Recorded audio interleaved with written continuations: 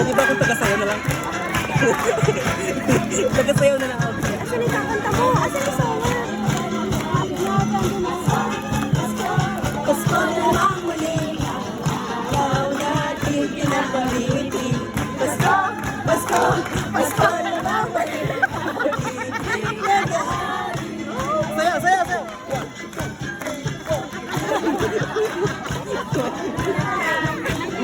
Kailan lang, ngayon ay Pasko. Ngayon ay Pasko.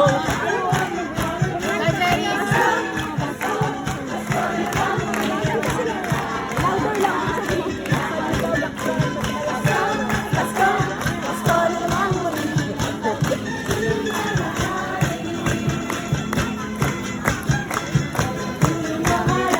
Ay, namamakalas mo ang president mo. Ngayon ay Pasko. Hala, siya yung anak mo sa mga.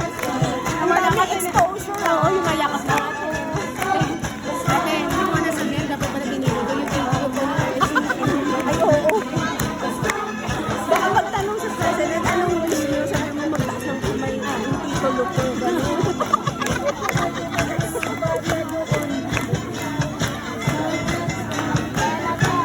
Wala na wala.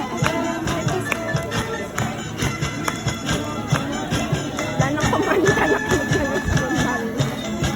Bilis-bilisan pa naman kumanta.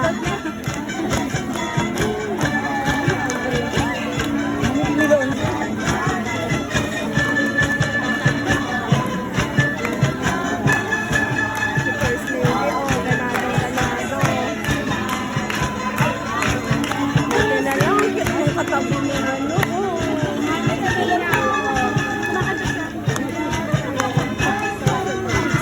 Si Sir.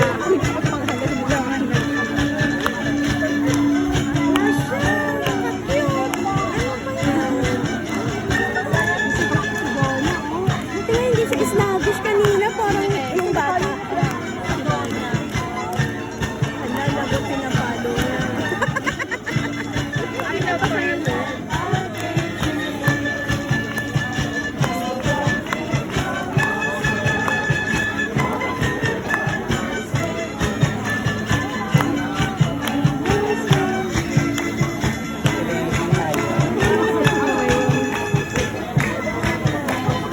Salamat po muli na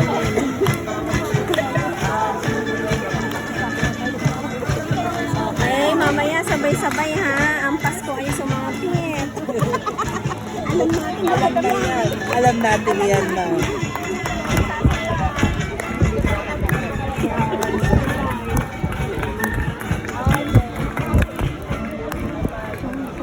Oo nga, ito sila.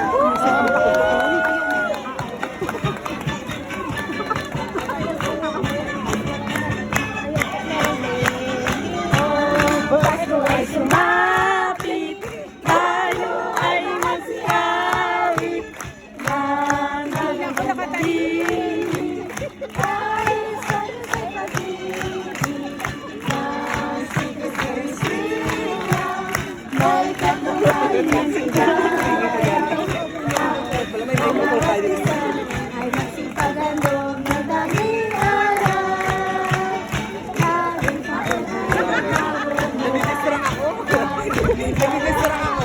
Ha? Nadidistract. Ayaw makakanta. Tatawag ka ba sa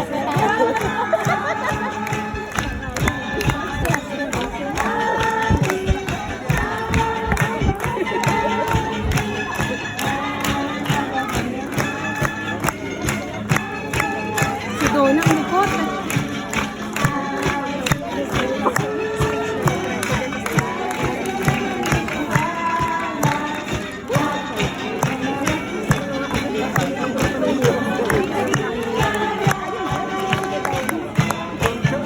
Nagbagong buhay, lumigaya ang ating bayan. Tayo'y nagsikap, kasagan. Sa kanila.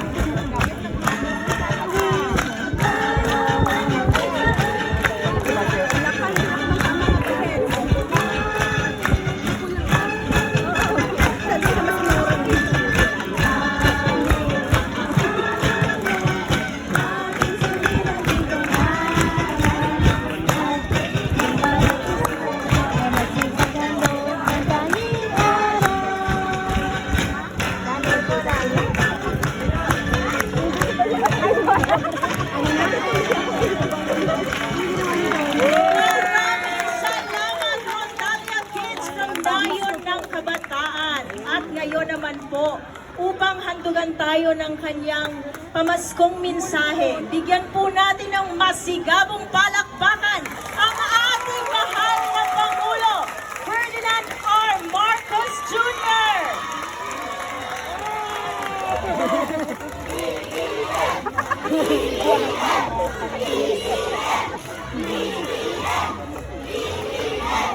Oo. Nakita ninyo, ang gagaling nito mga pala ko eh. Lakas ng boses. Naku, Pasko na nga. At nandito na naman tayo sa ating maligayang Pasko na selebrasyon. Alam naman natin na ang Pasko ay ang katunayan niyan ay talaga para sa mga bata. Kaya alam ko, naramdaman ko na kagad yung Pasko dahil andito na naman ang maiingay, ang malilikot at makukulit na mga bata na kumakanta ng malakas ng Christmas Carol. Welcome back sa Malacanang. At alam niyo naman, basta pag Pasko, ito yung ino-open house namin. Dahil ganyan talaga ang naging tradisyon sa pamilya namin, pamilya Marcos.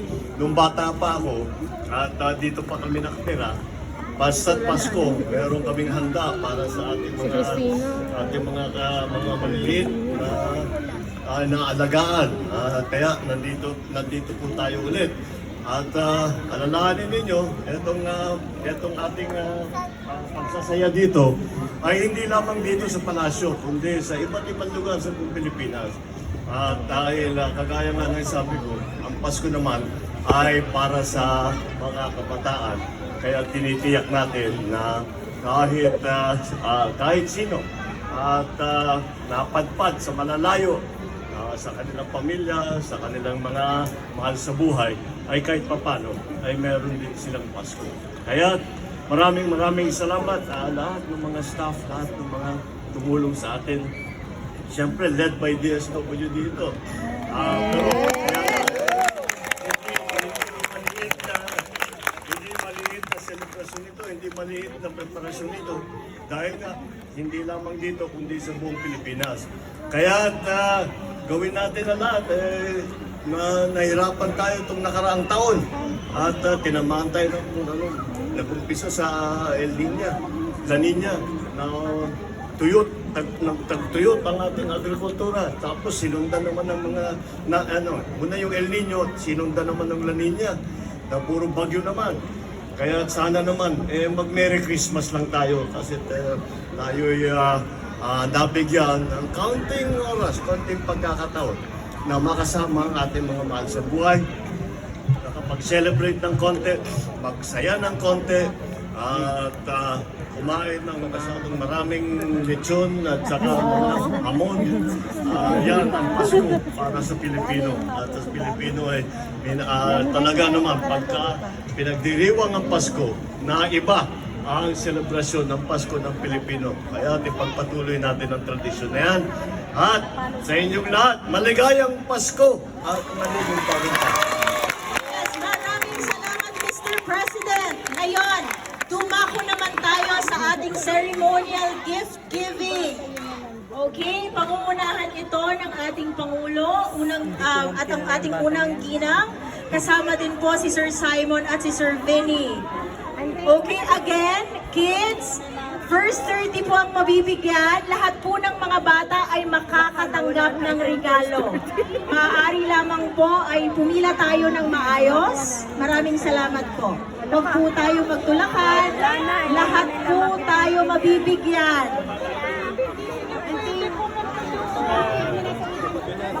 Balik. Okay, hindi po bibigyan ang hindi naglilinya ng maayos.